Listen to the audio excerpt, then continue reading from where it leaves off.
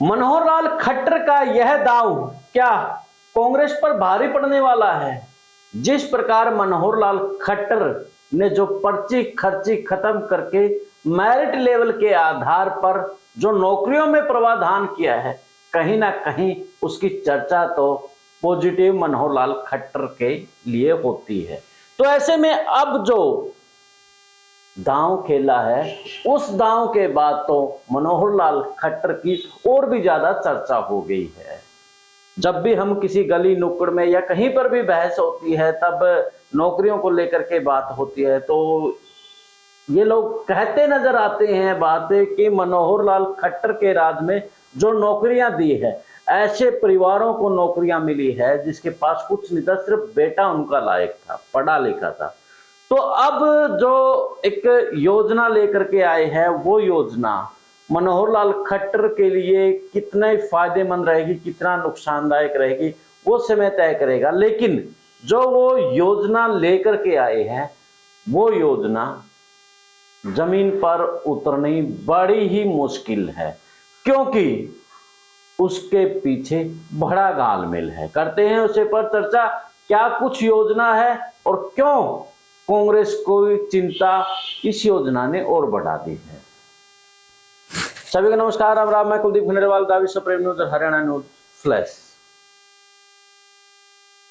चुनावी का साल है और हाल ही में जो 5 राज्यों के चुनाव हुए हैं, उसमें भाजपा बड़े मुश्किल दौर में है। तो ऐसे में हरियाणा में अब मनोहर लाल खट्टर ने भी सुध ले ली है कि चुनाव नजदीक हैं, अगर कुछ ऐसा नहीं किया तो बड़ी मुश्किल में आ जाएंगे, चुनाव जीतना मुश्किल हो जाएगा। कांग्रेस का ग्राफ भी दिन प्रतिदिन बढ़ रहा है।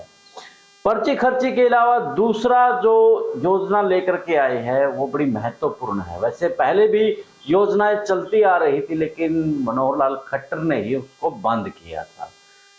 एजुकेशन को लेकर के, शिक्षा को लेकर के, जो गरीब परिवार हैं, जरूरतमंद परिवार हैं, उनको भी संविधान ने शिक्षा का अधिकार दिया है। उसके बाद 134 लाया गया, लेकिन 134 को बंद कर दिया गया।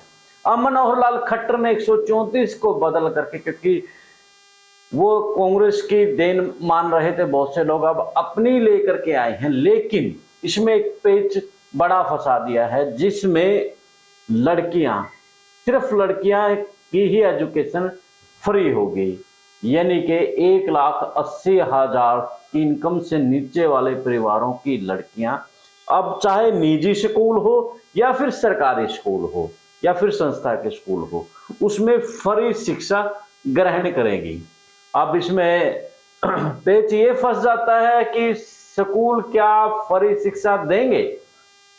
अब सरकार कह रही है कि हम उनको जो बच्चे लड़कियां पढ़ेंगी उसकी खर्चा हम वहन करेंगे, सरकार वहन करेगी। अब इसमें 2 पेज फंस करके खड़े होंगे, क्योंकि 134A को लेकर के प्राइवेट एसोसिएशन हमेशा से लड़ाई लड़ती आ रही थी कि हमारा 2 साल का 4 साल का अभी तक जो खर्चा है वो पेंडिंग है, वो दे नहीं रही है सरकार। अब फिर वही विवाद होगा, फिर वही झगड़े होंगे। सरकार और स्कूलों की लड़ाई में अभिभावक और स्टूडेंट उलझ जाएंगे।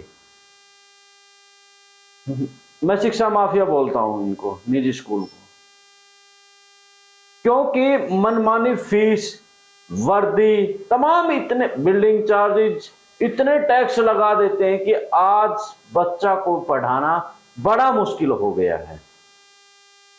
और ये सरकार जब भी हथौड़ा चलाती है, अपनी मांगों को लेकर के वो मना ही लेती है, क्योंकि उनके पास एक बड़ी बात है कि जब हमसे बस मांगेंगे तो हम बस नहीं देंगे, क्योंकि सरकार को रैलियों में और तमाम जगह जरूरत होती है, तब वो कहते हैं कि हम गाड़ियां नहीं देंगे। लेकिन सरकार इस मामले में अगर स्टिक हो, मतलब उनकी मान्यता रद्द करने का प्रावधान कर दे, तो बात बन सकती है। क्योंकि जब मान्यता लेते हैं, वो इस एक एफिडेविट देते हैं, द्वितीय फॉर्म होता है, उसमें सीधे तौर पर कहते हैं कि हम बच्चों को पढ़ाएंगे।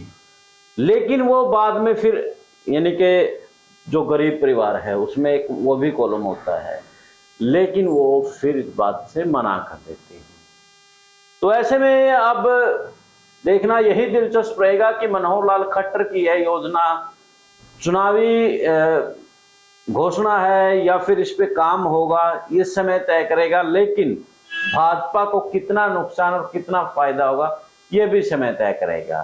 तो आप भी अपनी राय इस मामले में जरूर दें कमेंट्स कि मनोहर लाल खट्टर द्वारा जो अब ये योजना 1,80,000 से नीचे के बच्चे यानी कि लड़कियां फ्री में एजुकेशन ले सकेंगी, इसका कितना लाभ होने वाला है, कमेंट्स बॉक्स में राय दीजिए। देश और प्रदेश की खबरों के लिए देखते रहिए मेरे साथ, नए मुद्दे नए विश्लेषण। मिलते हैं एक नई वीडियो में, तब तक मुझे दें इजाजत। जिंदाबाद।